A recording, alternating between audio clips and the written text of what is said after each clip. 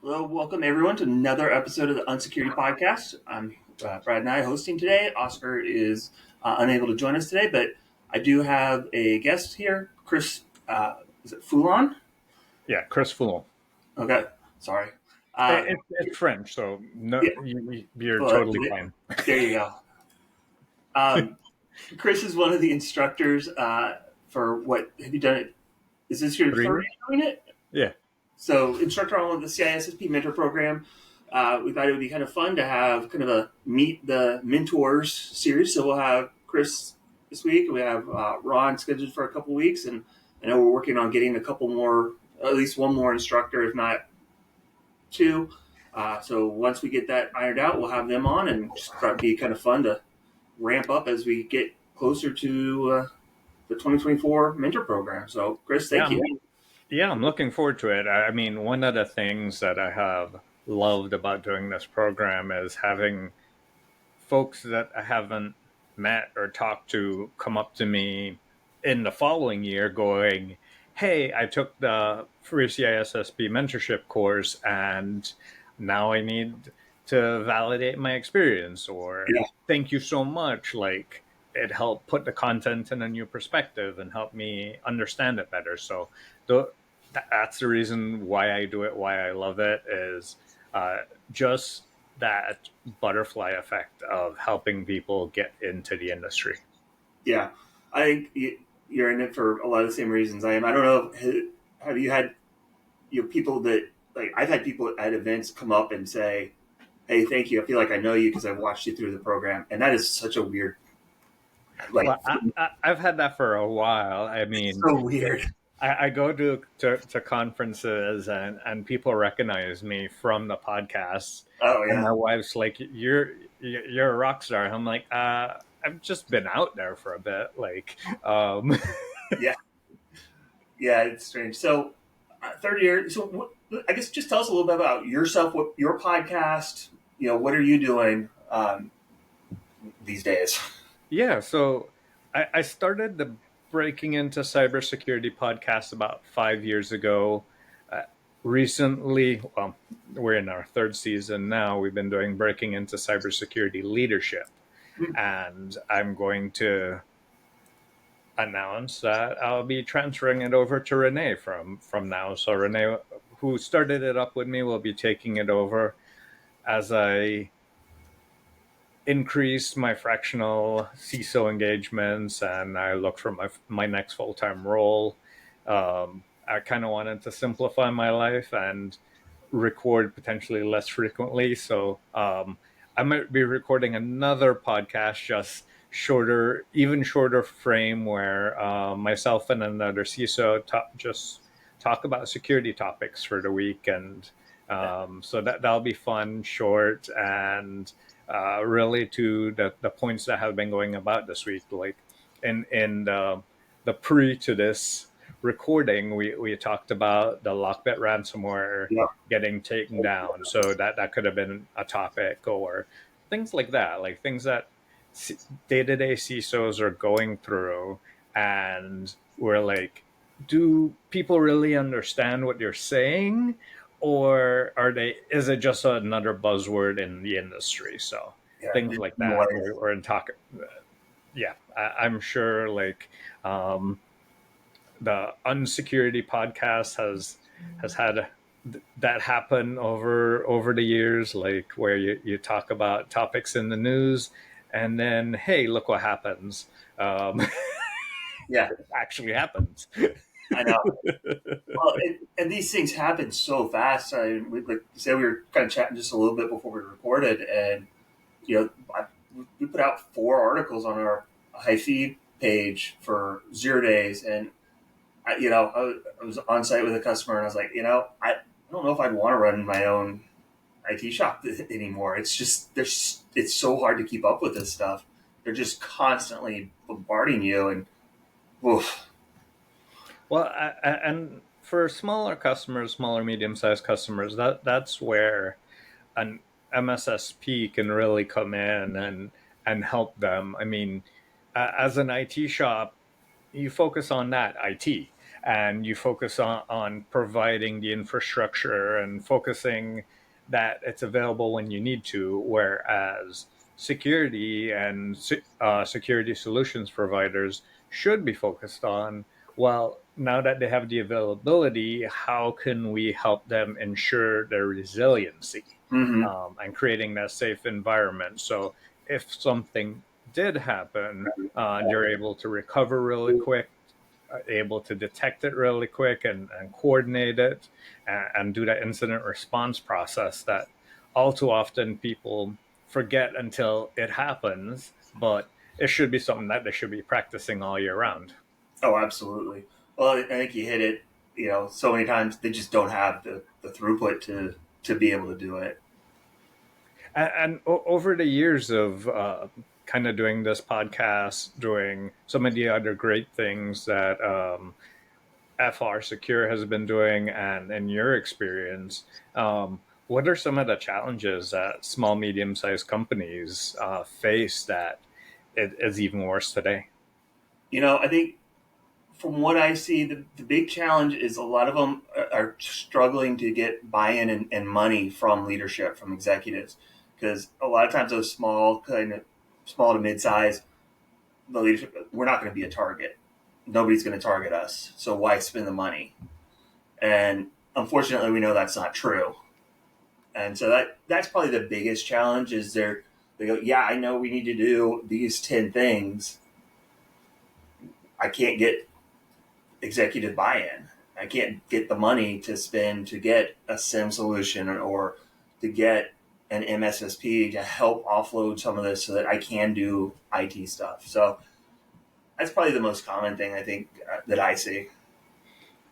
And I think one of the ways in my experience that I've found to overcome some of those objections is, okay, what business do you have in your pipeline that Mm-hmm. is going to call for a vendor assessment and assess your security posture? And your security posture is what's going to inhibit the business from getting that sale or that relationship for multiple sales over a period of time, that you can say, okay, business, you need this SOC 2 certification, Right. but you're not even a level one in maturity where you have some of these controls Right. across the NIST framework anywhere. So if you went in for a SOC 2 audit right now, you'd waste $50,000 for no reason. Yeah. So let's work together, work with the business, come out with some general business resiliency outcomes that you need, and how we can design those solutions in mind with the service provider that you have, with another service provider that you can onboard that can help take a little bit of that load off you. I mean, for some of these small companies, I've seen prices per user under $10 for Right. security and detection offerings, and that's really really low compared to how it was maybe 7 years ago. I remember back then, like, it was $45 to $50 a head for some of these licensing software, and that now it's dropped really low with automation and with AI Yeah. solutions, or um, AI solutions. Yes. Yeah. I like the air quotes. No, but I think you're right. I think a lot of times it comes down to a communication, right? Evan has talked about it, we talked about it. We don't speak. We're not normal, right? As security professionals, we don't speak the business language, and if you can't speak to them in a way that they understand, you're not going to ever be able to get that buy-in, right? So, how do businesses talk? Well, money, right? Dollars and cents. Hey, we can. Here's the ROI. If we have one incident, what if we're down for 3 days, 5 days?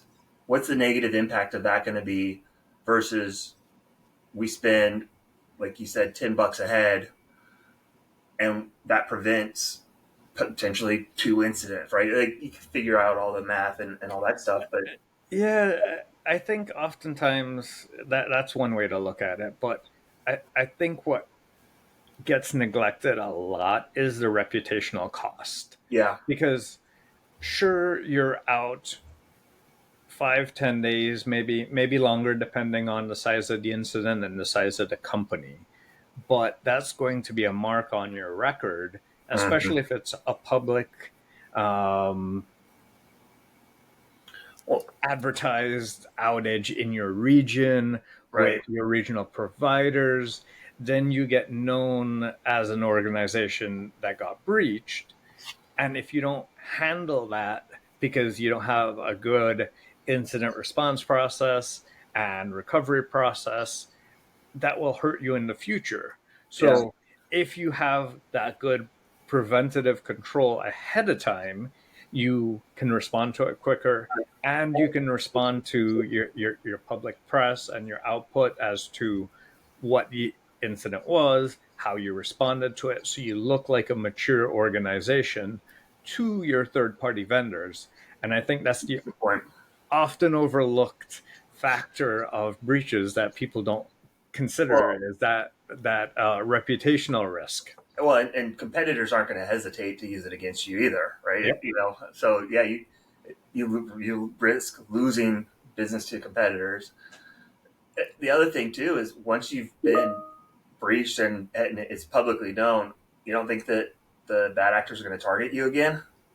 Well, I, I mean, us as cybersecurity professionals, we tell people like create unique passwords, use MFA, and then they do, and one of the vendors gets breached, and then the other vendor goes, "Oh, well, come over to us," and then in the background and the CISO slacks or the IT slacks, everyone's going, "Well, I'm leaving this vendor and going to the other vendor," and then they get breached, yeah. and it's like, well, you have to understand the risk that you have with any SaaS solution, and then what controls can you put around that if it was a worst case scenario. So sure, this password vendor might have gotten breached, but we have our environment hashed, and we control their certificate. So if the threat actors did get to our account, they wouldn't be able to get into our credentials. So those are the types of things that people need to think through, even if they're using security solutions, because they're a vendor too. They're Yeah. a target too. Like we're all a target, and most of the times these are attacks of opportunity. Like Mhm. they'll use tools to scan your external threat surface and do it for you. Think of it as a free pen test the first time. Um, they'll tell you what's wrong. Yeah. Uh, Now you just have to go back and fix it. But yeah, don't let an opportunity like that go to waste with your business either. Like show them like what we've been able to invest so far. These were the gaps that we've identified, Mhm. and if we can identify them now, threat actors can as well. So Yeah. let's be proactive and work to mitigate these risks. Yeah. It's funny. I mean, you've been doing this a long time. And it would still keep coming back to like the basic stuff, and people still struggle with just the absolute basics of asset management, access control, segmentation, just doing those things properly. I feel like it should stop surprising me at some point, but it still surprises me that it's still a struggle. Well, even beyond that, I help a lot of organizations create their policies for the first time, create their governance structure, Mm-hmm. help them understand their business environment. Because oftentimes in a small, medium sized business, you have one leader that's over IT and security, and you're mostly focused on IT for availability, and they need help with that. They need guidance on that. And sometimes they may have policies, but they took the blanket policies that were given to them. And while it might have been good 2 to 3 years ago, if you don't update these policies and procedures as your business grows, it's just as bad as not having them, because Yeah. if you don't update them, you're likely not being followed. Right. Yeah. If that's one of the things we talk about in our, when we're doing an assessment is like, is this in your policy? Like, oh, well, then no, it's not. If you don't know it's there, then no, it's not. I don't care if it's written down. Yeah. And then when you ask how is this enforced? Has it been Right. assessed by an independent party to be shown to be functional? Like, sure, you can have a policy, sure, you can have procedures, sure, you can have controls, but if when you test them they don't work, it doesn't matter. Right. Right. Yeah. It doesn't help if they're just written down, if they're not actually implemented. Or if you're implemented, but say in watch mode versus in True. execute mode. True. Because oftentimes someone will have a policy and you're like, well, we recommend that you first put it in watch mode, see what you're having, see what sort of responses you're getting from your business, as well as from your logs, and then switch up the policy so you can enforce. And they forget to enforce. They move on, and it's still left in enforce, and you're going, They're putting out other it fires. doesn't do anything. Right. Yeah. Yeah, that's a good point. You said something, and it made me think of this, and now I'm drawing a blank. Shoot. Well, let's talk a little bit, just briefly about Lockbit and that going down, because let's be honest, that's a huge story. And we don't really talk a lot about the news we try to hit on, but I wanted to get your take on what you've seen and what you think the impact of this will be. So, well, a little bit of background for folks. Lockbit is a threat actor that goes around, compromises organizations, ransoms their information, and then sells it or leaks it after if they don't get the funds that you're looking for. They were recently compromised by law enforcement, a good compromise. Yeah. One for the good guys and gals in law enforcement. And it was through configuration exposure. So just like us, that the threat actors have had a configuration exposure. It was discovered by security researchers, exploited by law enforcement for the right reasons to take down their infrastructure. So how long will it be? I'm sure they'll rebuild because until the actual threat actors behind the scenes are taking it over, they still have that IP. They still have how they created their process, likely how to respawn this and another set of infrastructure by the same name, by another name, and they continue on. And that should be the way other organizations should be. And you often are finding that threat actors are creating call centers and tech support for their ransomware. And they're adjusting to security controls and changes by the people that they compromise and find new ways in. So us as businesses should be continuously looking for misconfigurations of cloud resources, cloud identities, cloud networks, as well as on the on-premise assets that you have, and proactively scan for these deficiencies so that you can solve them before a threat actor returns and solves it for you. Yeah. And I think one of the things, so a couple of things I really liked is that the NCA, which is the British law enforcement that kind of was spearheading it, is absolutely trolling Lockbit on their own site right now. Like, they have the countdown timer for the different affiliates. So that's part of the Lockbit's model is you could go and buy this ransomware as a service. Don't have to be, that part of Lockbit. You're just using Lockbit as a tool. And so they're, the hope is they're trolling them, and those affiliates are going to be like, oh, okay, I'm going to lay low for a little bit. Yeah. The downside is the two leaders of it are Russian in Russia. Let's be honest, this is state sponsored. We see it in China, we see it in Russia, we see it in North Korea. they're not going away. Well, I'd be careful with like saying that it's state Well, sponsored versus state enabled. yeah, okay, that's a better way of putting Because it.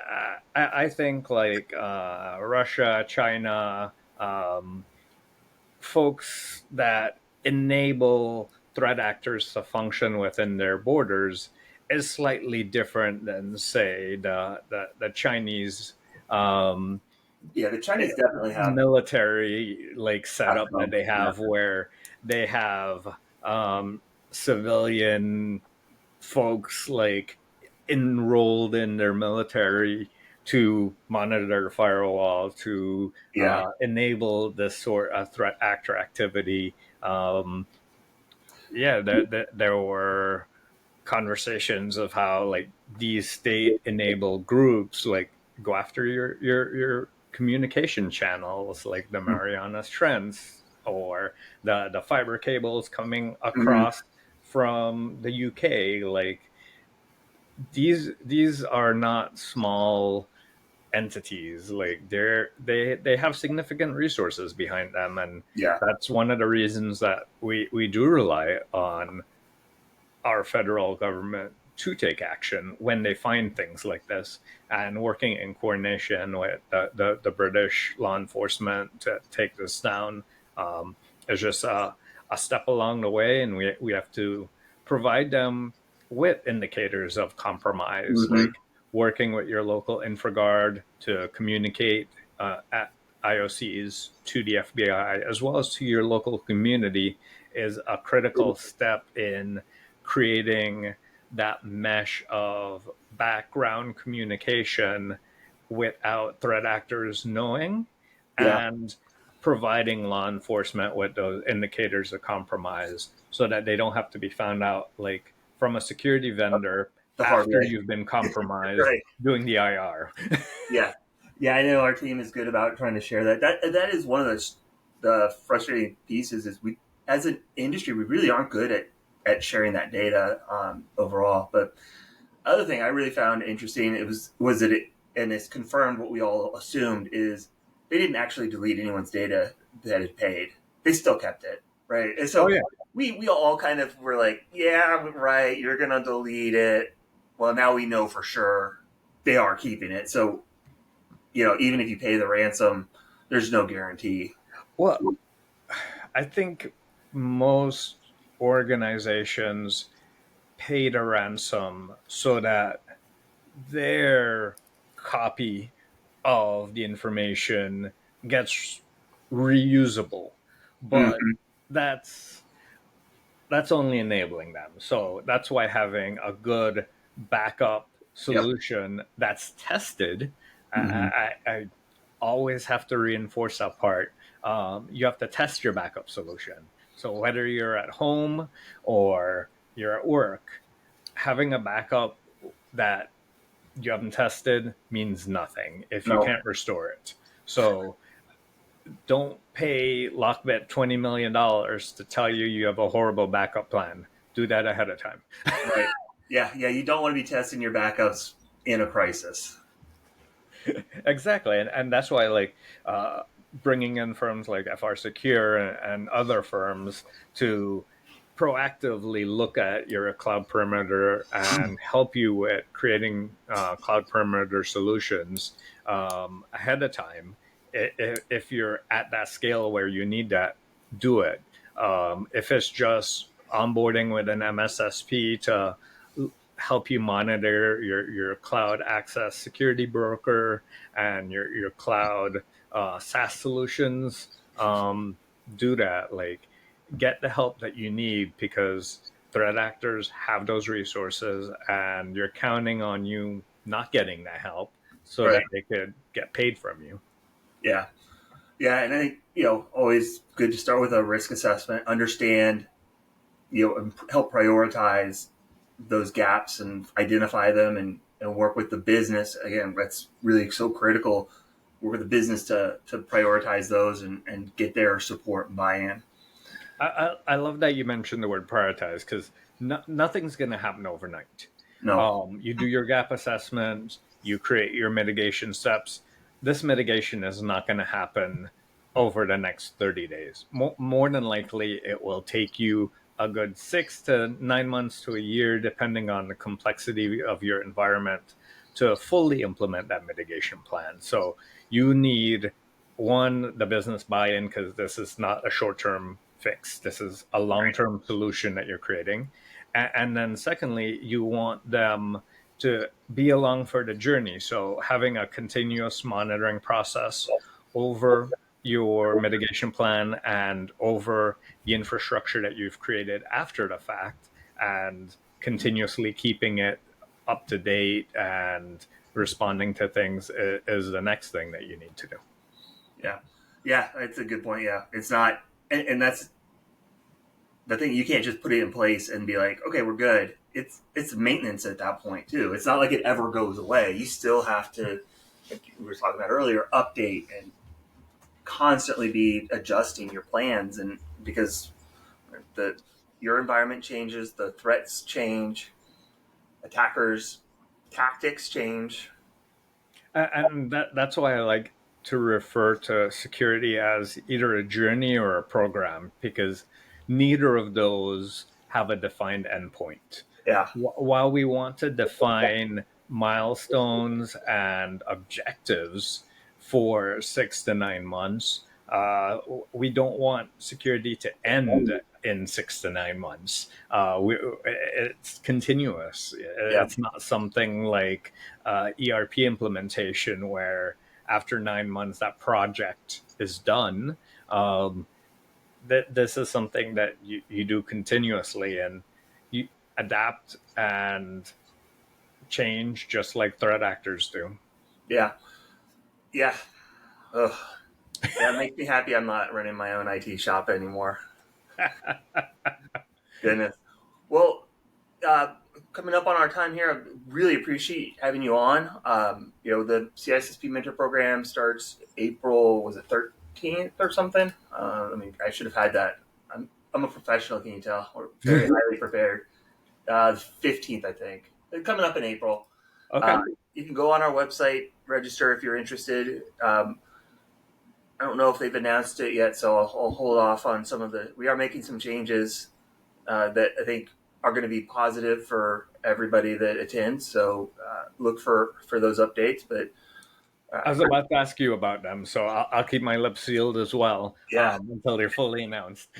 I was just thinking. I was like, I could say, well, maybe I'll hold off. I haven't heard if I can give the okay on that yet. But Chris will be teaching. We'll have Ron on our next episode. He'll be teaching. I'll be teaching. I think Evan will be doing kind of the initial kickoff again.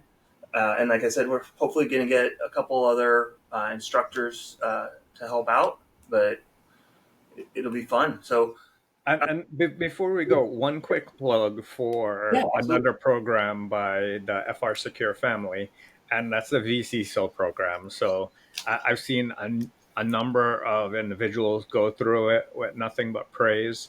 I looked at the alpha and beta curriculums for it. Absolutely amazing. So I just wanted to throw that out there for everyone. No, thank you. Yeah, that's CVCISO program. It's still relatively new, but I like the content. It's good. It's useful.